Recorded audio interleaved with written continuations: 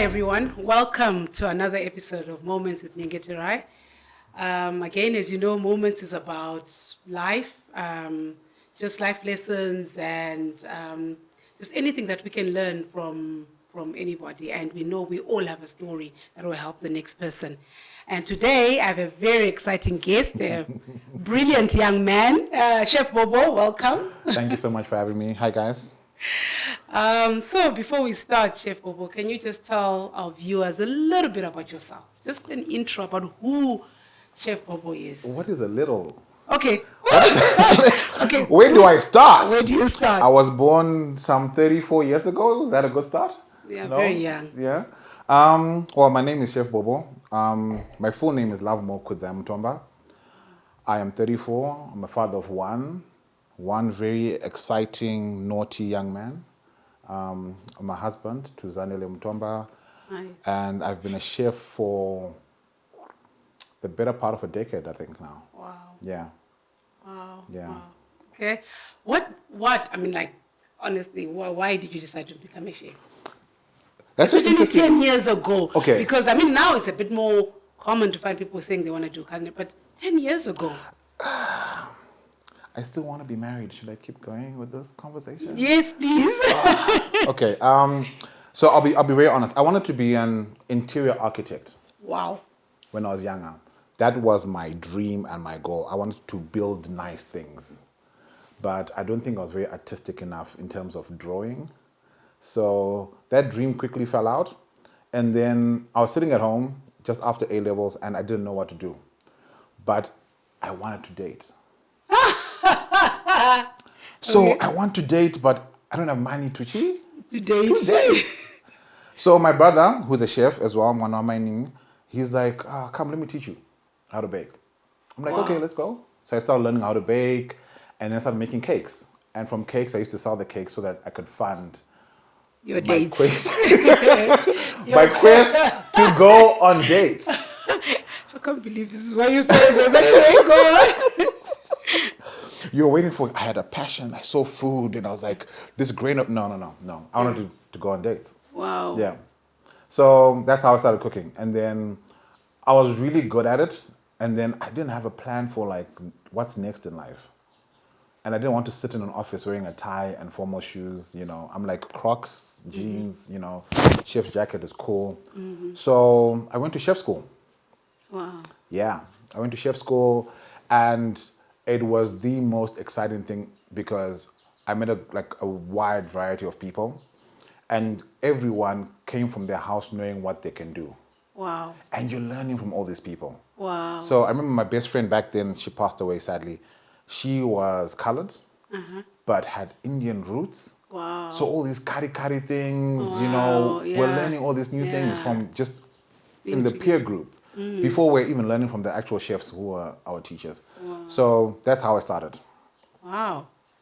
Oh my gosh. From that. I know. It's a lot to unpack. I know, because I'm just thinking that first you started off because you wanted money to date, and then you found your passion, or your passion found you. You know what? I think it found me, but listen to this.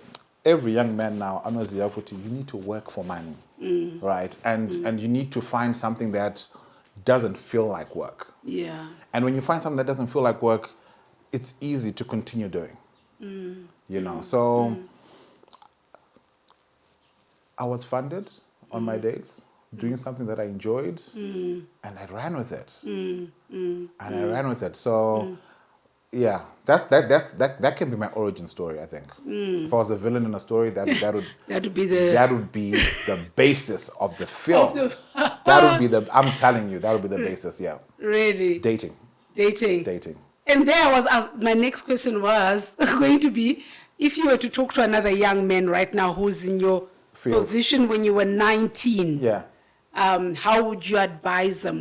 What advice would you give them to say, like, you know, because they're sitting there, like you were sitting there, and maybe they don't have your cousin, brother, or whatever, to say, come, let's just bake. I mean, what would you tell them? So it's funny, when we met, a young man from the school where we met came up to me, he's like, hi, sorry, I saw that you're a chef. I'm a young chef. I don't know what I'm doing. Can you just give me a few words of advice? I looked at him and I was like, don't do it. If it's not a passion thing, do not do it. Yeah. Hospitality and cooking they're not jobs. Yeah. You can't work them as a job. Yeah. You will be frustrated. You will be tired all the time. You won't make friends. This whole dating thing will go out the window. Wow. Food and hospitality is passion-based. Right. So that's what I tell young people now. If you don't have a passion for food, if you don't have a passion for serving people, leave it alone. Wow. Because it is hard. The hours are lousy. The work is a lot, you know. So don't do it. Oh. If it's not your passion, if you don't feel it in the morning, don't do it. Wow. Yeah. But that's really good advice. I think even for a lot of adults. Okay, I know you're an adult, but a lot of adults like us, I think the older generation, okay, I'll call us the older generation. You know what? It's funny you're saying that. I'm looking at your key there. I'm like, no. Oh, yeah, that I turned 21 in 1994. No. That can't be. I was 4. Ah! I was 5. Wow. Yeah. So, no, I get you. Adults, yeah. Mm-hmm. Yeah, you know, adults, like, I think a lot of people, a lot of older people just are so not content. They're doing jobs that they hate. Yeah. They're not content, and they're just saying, oh, well, that's what I'm doing. But you can see there's no passion, there's no love, there's no... And I think what you're saying for the young people is the same for, I think, older people, just for people across the board, that I think we need to get the passion back. And once the passion is there, it's no longer a job. And that is the truth. That is the truth. Can a person have passion? Just don't do it. Right? And what I love about the new generation now is they will leave. If it's not serving them, they will move to the next thing. And I am so proud of them. I can't think of myself at age 21, you know, working for the company I was working for then as a student, and just saying, I'm done. I'm going to move on to the next thing. I can't fathom that. You can't fathom that. I can't. Yeah, I mean, it's the same with us. Yeah, you know, we grew up, go to uni, get your degree, get a good job, get your pension, and then you know, work hard all the time.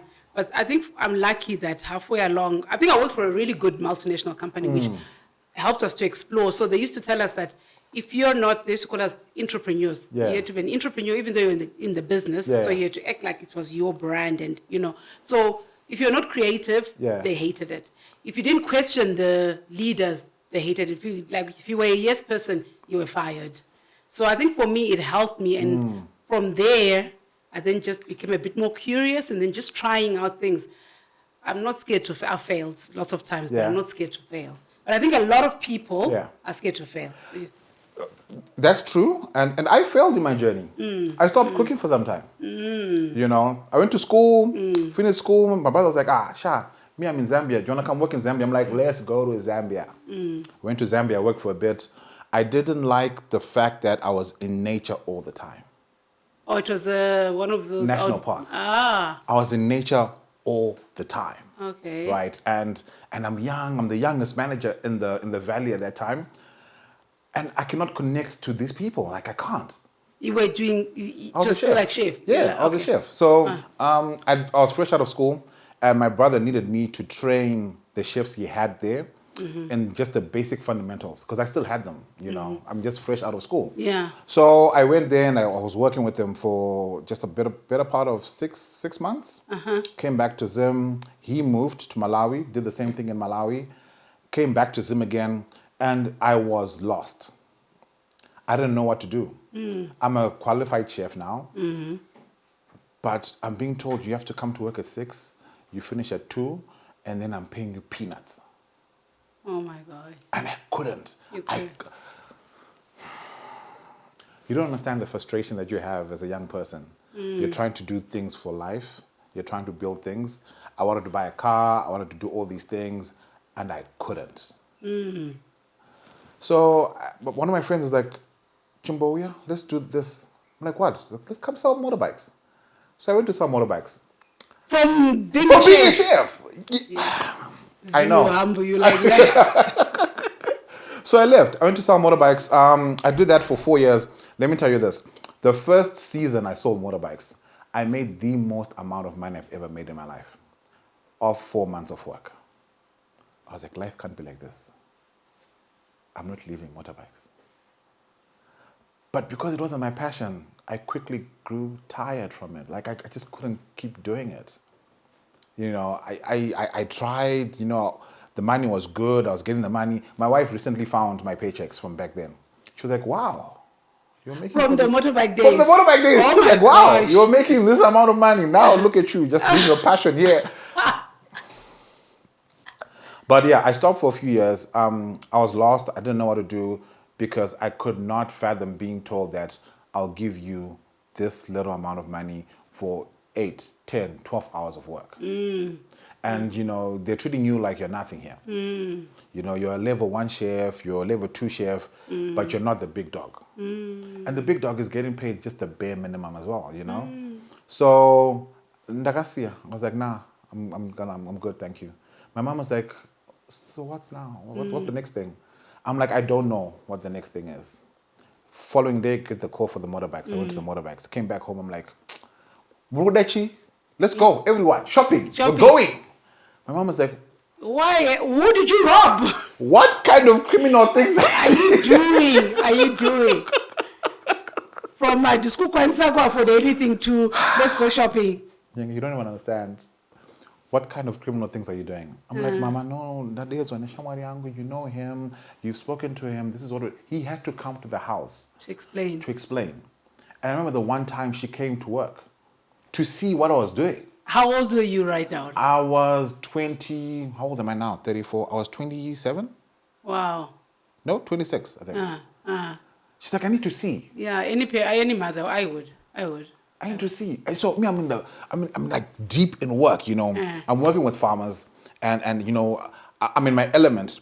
My Shona's not that great. But later I Shona Pabo, you know. And they used to love me because my Shona was not that great. So they'd come to hear this boy who's light looking, he says in Zimbabwean, but Shona you know. And everyone was like, Keda. I'm like, no. Now what you got, guys? I am just like... Now what you got? No, they didn't trust me. So they used to come buy from me because of that. So I used it to the best of my abilities. Nice. Wow. Made so much money, lost so much money. Young people, be smart with money. Don't be like me. Don't be like young me. Be like me now. Don't be like young me. But yeah, so I lost my way. Did that for 4 years. 5 years, I think, maybe. And I snapped out of it. Woke up one day, I was like, no, it's not serving me anymore. Let me leave it. Are you serious? I'm being for real. With the amount of money you were making? With the amount of money I was making. It was not serving you? It wasn't serving me. Stopped. 1 year later, COVID. So they had to shut down what I was doing anyway. So I don't know. I don't believe in the ancestors giving you signs, you know. But I feel like God then was just like, let me remove you from this because it's not your passion. I need you to be doing things that you enjoy, things that will motivate you to wake up and move in the morning. And that wasn't motivating me anymore. Yeah. I truly believe in signs, like God speaking to you.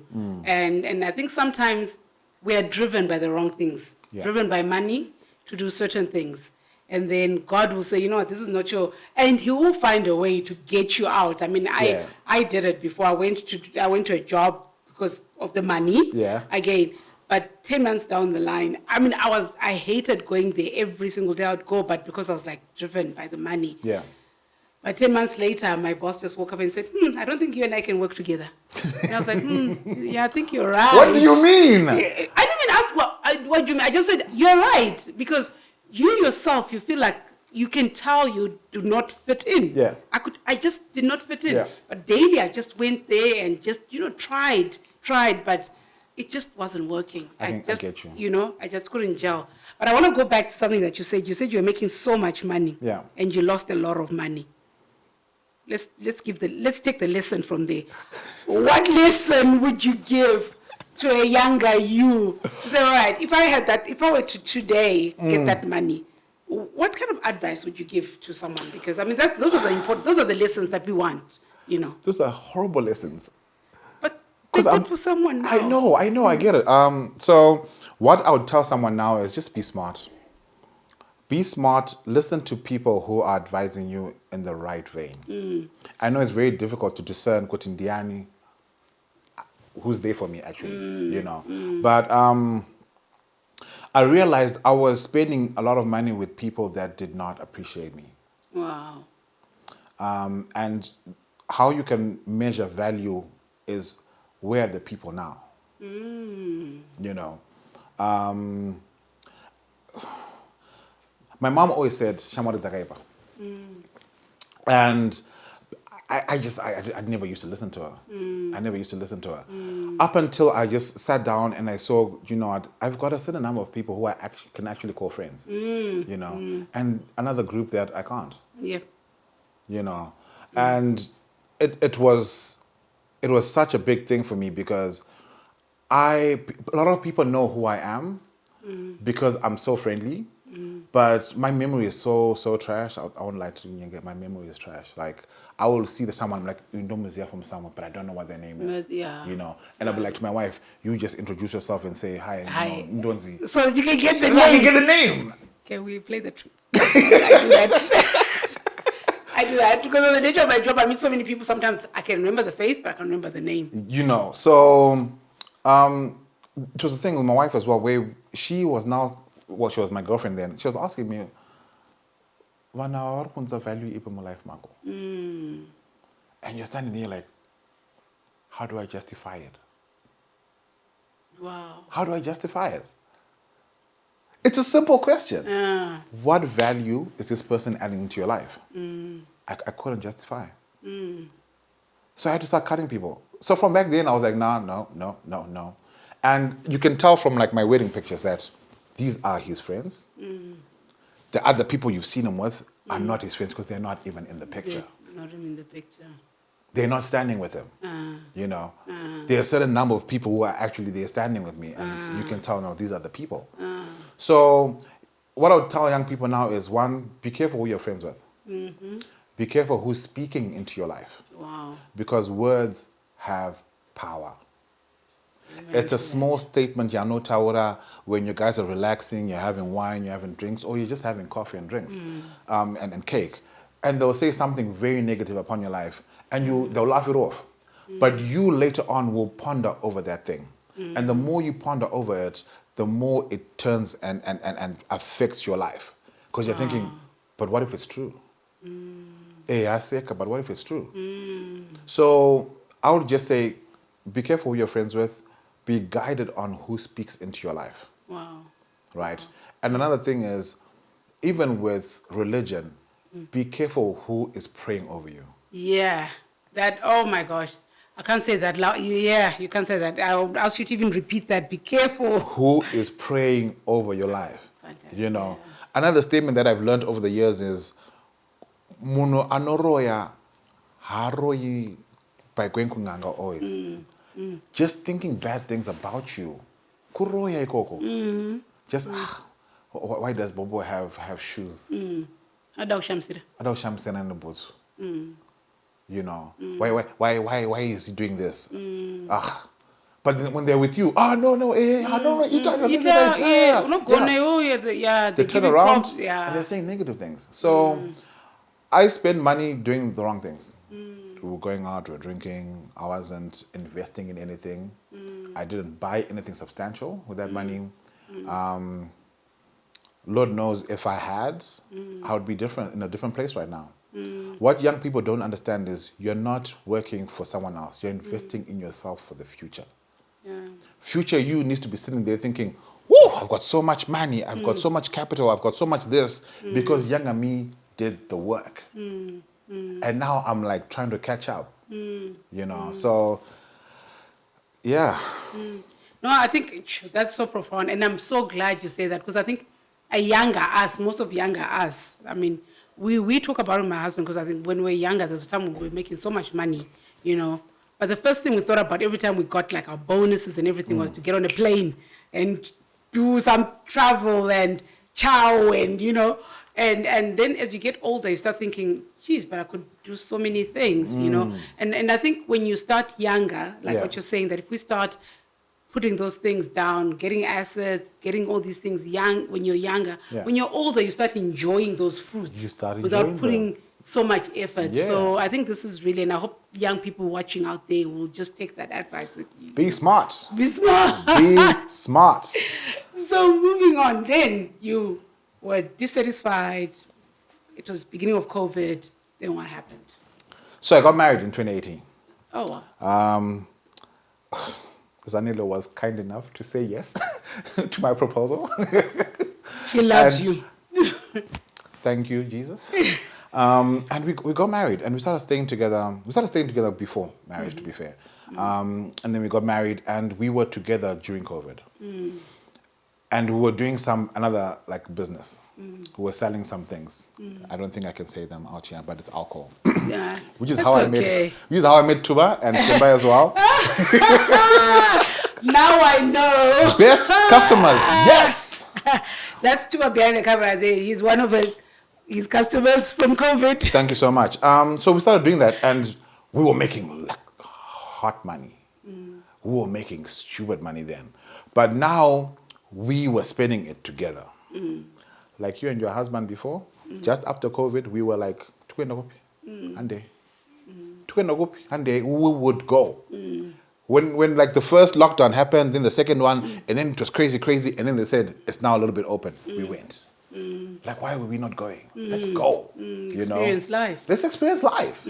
So we were doing that, and then I just realized that I needed to go back to the thing that gave me life, right? Because now we were talking about starting a family, and selling alcohol was not sustainable, you know, because we didn't have enough capital to go big, and other people were doing. Because now when we're selling alcohol, something. Remember COVID, you're not going anywhere. Yeah, so You know. you're at home. You're at home, and where Wanatuba and Simba used to stay, and where I used to stay, instead of me just going up and down, there were now 3 other people selling the same things. So how are they driving past these 3 other places Just to during get to lockdown with roadblocks and all the, just to get to me? So I lost customers. I was like, I need to reinvent myself. But why am I reinventing myself when I can go back to the one thing that brought me joy in the beginning? I made money out of it, not even putting effort. Effort, yeah. So I went back to cooking. Started cooking for myself, my family, and then started making meals for people. That's what I was doing. And it was all right. It wasn't great. And then a big life thing happened. My dad died during COVID. Okay. And it was such a big moment in life where I lost all meaning of everything. And the vaguest thoughts during that time, because it was a very dark time, was we would drink all the time. You know, people would come and say, that's how guys back then, or even guys now, Now, they just numb their process, pain. You know. But I think it's not even just guys, as you're saying that. I think it's a lot of us. We try and numb our pain in alcohol, in food, in different things. Grief is weird. For me, it was alcohol and chocolate biscuits. Sure. Okay. How unhealthy is that? Yeah. Alcohol and chocolate Chocolate biscuits. biscuits. And because I was going through this dark time, no one could actually come to me and say, Bobo, you need to change. We need to do something. You can't keep going down this path. And I remember the one day I was hanging out and I was eating these chocolate biscuits and drinking alcohol. That was the only food I was eating. And then I went to work out the following day and I almost passed out. I didn't know. I was a little bit delirious. I didn't know where I was, what I was doing. I had no strength to do anything. And so my sister and my wife then were like, let's go see a doctor. Because this is not great. So we went to see a doctor. And I was 147 kgs. What? Yeah. 147 kgs. Phew. Yeah, Like, that's a lot. if you put pictures, like a before and after, you will see. I was 147 kgs. And the doctor was like, I think you just dehydrated. you're not really eating, you're not really drinking water or anything else. Then my wife was like, no, I'm telling you say sugar. I'm like, why would you say that? Right. Why would you put me in the spot like that? And the guy was like, okay, go for a sugar test. And I went and got the results, went back to him, and he's like, you're diabetic.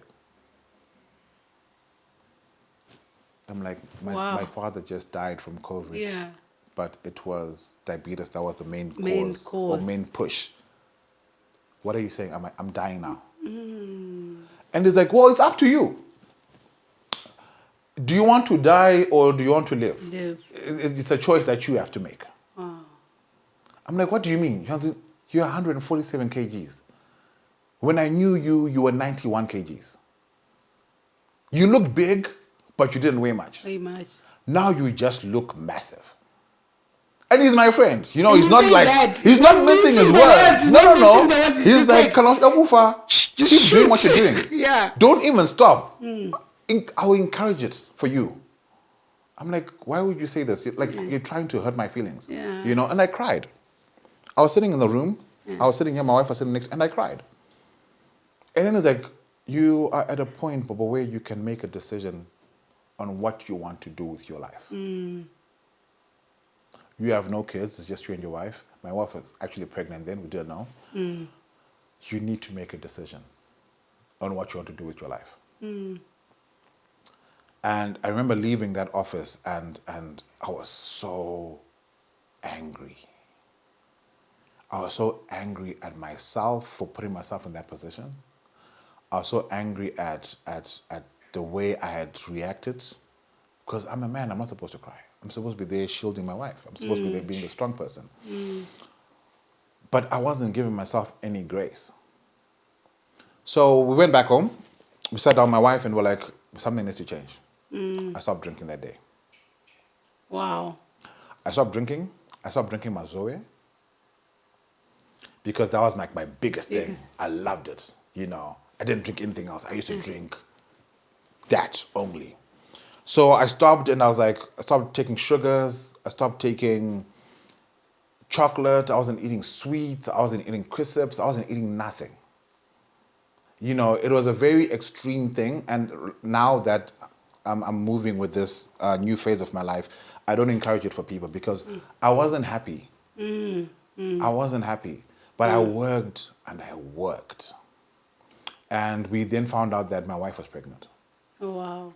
With our son, the one you just met outside. Yes. Was gorgeous little boy. Thank you so much. He takes after me. We can bring him in and you can see. Tell his mom. No, he's got his mom's like behind the knee part. You know, and you know, but the rest is me. The rest, trust me guys, believe it. The rest is me. Anyway, so I was going through this journey and then we realized that she's pregnant. And so we're going through this journey together. She's doing what she's doing. I'm doing what I'm doing. And I'm working. I'm going to the gym. I'm doing all these things. But I'm not really getting the results that I want. You know. And then I was like, you know what? I need to own the situation I'm in. Because I'm thinking, Dakashanda, diabetes is chayenda. It's just going to be like, hey, you've been doing a good job. I'm going to take a walk and I'm going to leave you alone now. But that wasn't the case. You know. So I worked hard. I saw my doctor at the gym, I think 4 months later. And he looks at me, he's like, what have you been doing? I'm like, what do you mean? You're looking good. I'm like, yeah. I'm working. You told me I shouldn't die. Yeah. You told me to keep going and die or make a change. I made a change. He's like, but don't be drastic. Do things gradually. I'm like, I'm not doing things gradually. I've got a son coming. I need him to be proud of me. I need to be able to run after him. I need to be able to lift him up. Father's race, no mania. Yeah. You know, I want to be active and I want to be present in his life. Yeah. Right? So I got another friend of mine who says, let's start working out together. You know, she's a personal trainer as well. She's like, let's start working together. I'm like, okay, this is December. We started working, I think then I was now 130 something kgs. And from December to about March, I went from 130 to about 115. Wow. I'm not doing weights. I'm doing cardio. We're doing mobility things. We're doing different things. In the background, she's speaking to me like, but you used to cook. Why aren't you doing that? That, Look, me, I've got my clients. They need healthy meals. Let's work together. Let's see what we can do. I'm like, okay, let's do that. So I start making food for these people. People are trying to work out. They're trying to do this. I'm making food for them. All right, I'm getting paid money. I'm like, okay, this money is interesting because I don't feel like I'm working. And it used to confuse me because I was like, is it Imari Mashua? Am I not cheating them? What am I doing? Surely they can do this at their house. at the house, yeah. Surely they can. Yeah. Who am I to be so special that I can just put these things together, Yeah. put it in a container, give them, and then they hand me money? I didn't believe in myself. I didn't have any belief whatsoever in myself. And my wife is like encouraging me, like, babe, you can do it, but she's not pushing, because she's like, I didn't want to push you to a point where you gave up or you felt frustrated. I wanted you to realize who you were because so what's different now? What's different now? You can still cook the same food and give it to someone and then they give you money. And that's what I was doing. So I started making healthy meals for people. And then my friend was like,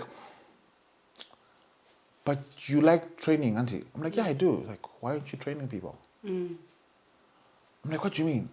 Auntie, you are the dream in terms of health. You're a person who was in this position and now you're in this position. And you can train people. Why don't you take your ability to train people, your ability to cook, put those things together and put it out there? I'm like, so what would I call myself? I don't know. Went back home and I slept on it and I woke up the morning, I was like, I'm diabetic and I'm a chef. The Diabetic Chef. Instantly started doing research. What am I supposed to be doing? I'm supposed to be doing this, and that in terms of the diabetes. Okay. So if I want to make money, let me make food for the people who are in my position. Because there's nothing like that on the market at the present moment. No one is making food for people with hypertension. Yeah. No one is making food for people with diabetes. No one is making meal plans for these people. No one's ane sugar. Yeah, second is also somewhere tea and sugar. Somewhere my fizzy drinks. Fizzy drinks. But the funny thing is then they give them pure juice, which has so much sugar. So much sugar. I don't get it. It makes no sense. Yeah. So I started doing these things and I rebranded to the Diabetic Chef. Wow. Yeah. Wow. I loved that story. I remember when you came to Rotary and you spoke about that. For me, it really, I remember the one line that you said that you said, I make healthy food that is nice. Yeah. So you don't have to, just because you're eating healthy food, it doesn't have to be horrible. I thought that was really, and I think I want you to just explain that for people, because I think a lot of people, when they think healthy, they think, ugh. So, okay. So when it comes to that, my main thought process was, I don't want to put people on diets. Everyone hates a diet. I don't know, do you like diets? I hate diets. Everyone hates a diet. So what I wanted to do is I wanted to change how people view food. Your lifestyle with food, how you interact with it, That's what I wanted to change. We've been pushed in this new world where all the unhealthy food is so cheap and it's pushed on us. Yeah. Consistently. Yeah. And the healthy food, Hanza Chinake. Whoever's doing PR for healthy food is failing. They're failing badly. They're failing. So I was like, okay, let's start doing food that is healthy, right? Just for me, personally. And I was like, no, I don't like this. So how do I make it better? And if you open YouTube right now, if you open a cookbook, most of the things there have sugar. Granulated sugar and brown sugar. I'm like, how much sugar are you putting in this thing? Or it's a simple syrup. I'm like, that's sugar, So to take you back a little bit, I went for a course with my sister, and they were talking about how to improve oneself. And the one part, they had a little nutrition part. And then the lady was like, just go home and take out everything that has a packet in your house in terms of food. And just read the contents. What's in your food? Do you know? Do you even know? So I went home and I did that. I was like, sugar, this, that, all these enzymes and all these new things that they were putting in food. And I'm like, and what she said was, if you do not understand it, it shouldn't be in your food. Wow. And I'm like, Saka, What what am I is eating? this? What am I eating? What am I consuming? Exactly. What am I eating? You know? So I took that and then I put it back into the Diabetic Chef aura, and I said, how do I make food that tastes nice but is still healthy for people? I'm like, let's start with cheesecake. I'm like, I'll make some diabetic cheesecake. Yum. You know. So I made diabetic cheesecake with sugar-free biscuits, low sugar cream cheese, low fat cream cheese, low fat cream, and fruit. So let's try that. Let's see how that goes. I made a few. I had some, like, I don't know. I don't trust myself. And I gave people samples. Where have you been all our lives? Wow. I'm like, what do you mean? This is fantastic. Because a lot of times as young people, we don't really believe in ourselves. Yeah. We don't believe the one person who's true to us, who's us. Yeah. You know, we're just like, wachatichi. Oh, okay, and we hide behind that. Yeah. So I stopped all that nonsense and I went back and I just started making food and I just started giving people samples. Wow. Yeah, I like it. I'm like, would you pay for this? Yes, I would. Made another sample and I said, how much would you pay me?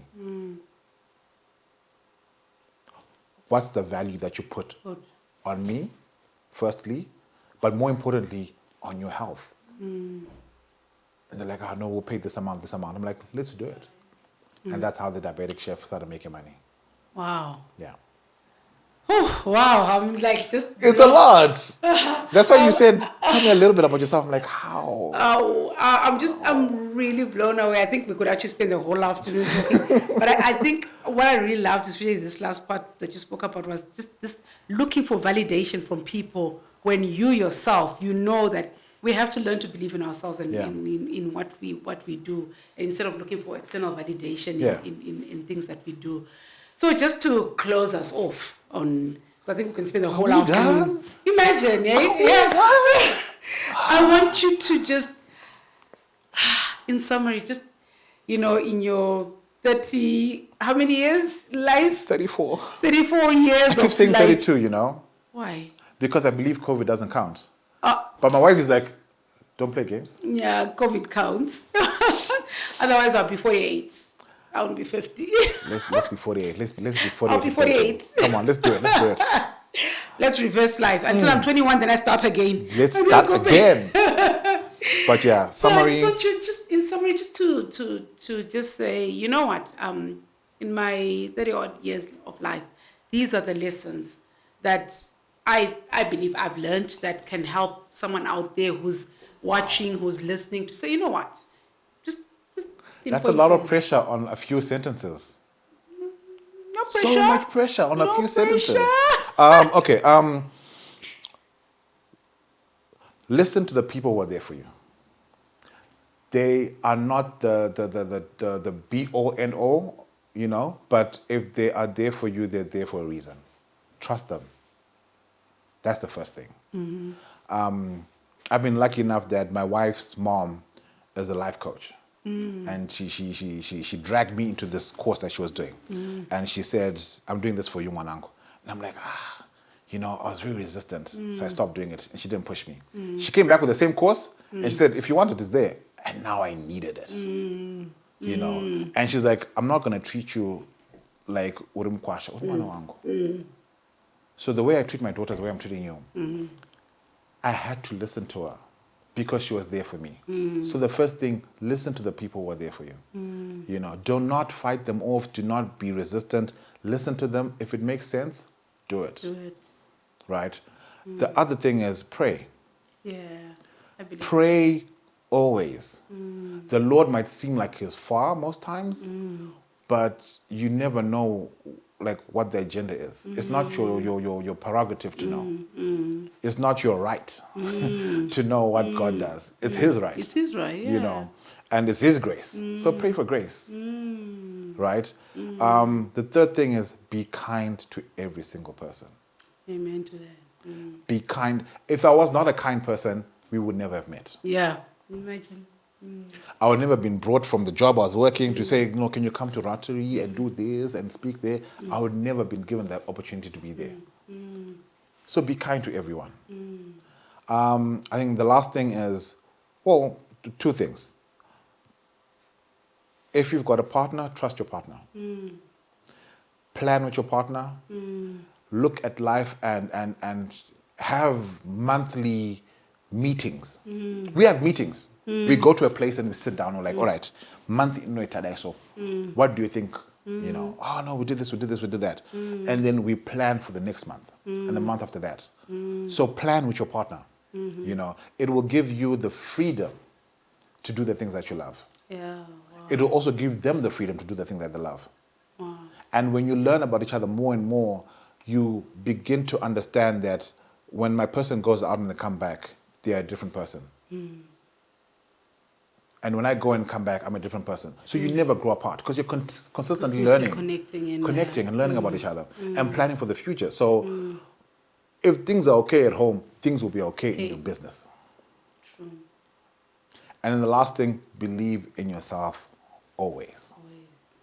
If you're failing to believe in yourself, find a life coach, read some books, find someone who will move you from one position of thought to another position of thought, but that is just you. It's not their voice, it's your voice. They're ushering you in a path where you are the best version of yourself.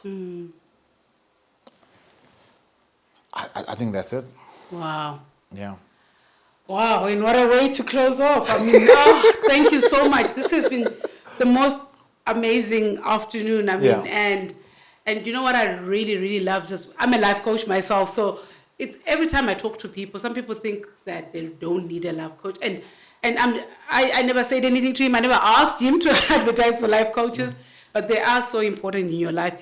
Because they're almost like they help you to see the next thing. You make the decision, but they just help you to just get a bit of clarity. And I think it's so important for each one of us to have a life coach. I always tell people I have a coach for my spirituality, for my finances, for my life as well. I also have a life coach. So it's very, very important to have someone else to help you, to propel you, you know. And thank you for taking time out on your family day to be here.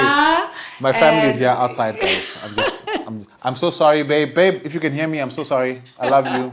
I gave you money. I'm truly humbled, and thank you for coming through, and good luck with your new branding. I love the rebrand. I'm a marketing person, so I love the rebranding. Thank you so much. And I think it's so key in everyone's life that they should have food that is healthy and food that is that's nice to eat as well. Amen. Amen. So anyway, before we close, there are a few questions, just random questions that I just ask people. Just what's your favorite color and why?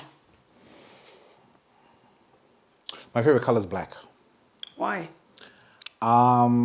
It's a versatile color. You can do absolutely anything with it. Okay. People would say it's dark, but yeah, that's nice. It's dark, but it can be a palette for like a lighter shade. You can wear black and put yellow on it and it looks fantastic. Oh yes, yeah.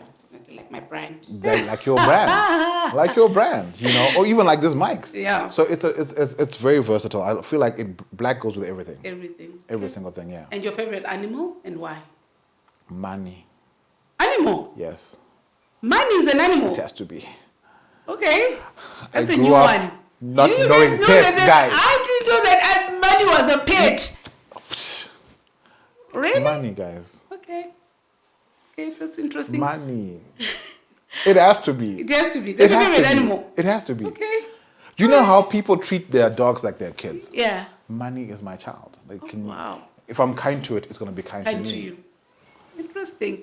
All right. And what book are you reading right now? And right now, I'm not reading a book. Mainly because I'm doing so much. I'm still doing so many things, and it's a bad thing. I should be reading books. But I'm reading a self-help book by, can I say the author's name? Yeah. His name is Shehzad, right? At, what do they call it? It's a PQ book. It's a book where they're teaching you how to center yourself before you get into meetings or into a busy schedule.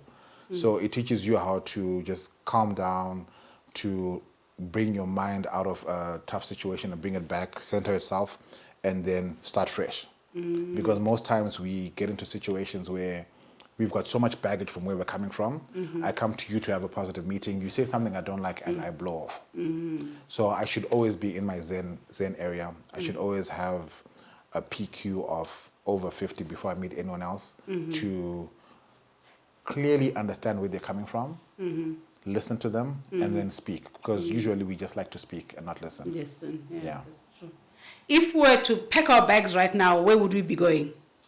Right now, Right now, if I said, let's pack our bags, we're flying away. Where are we flying to? we're going to Maldives. Yay! We like doing nothing. Yeah. People go on holiday. I'm like, no, I don't want this. I just want to go sit on the beach and just enjoy life. So yeah, we're going to the Maldives. Oh, fantastic. Right. Thank you so much. Thanks to her for reminding me. So we're supposed to do that before you give me the 5 things. I always forget. Yeah. That's all right. I need a little point. Hi, everyone. You've been watching Moments with Nyengeterai.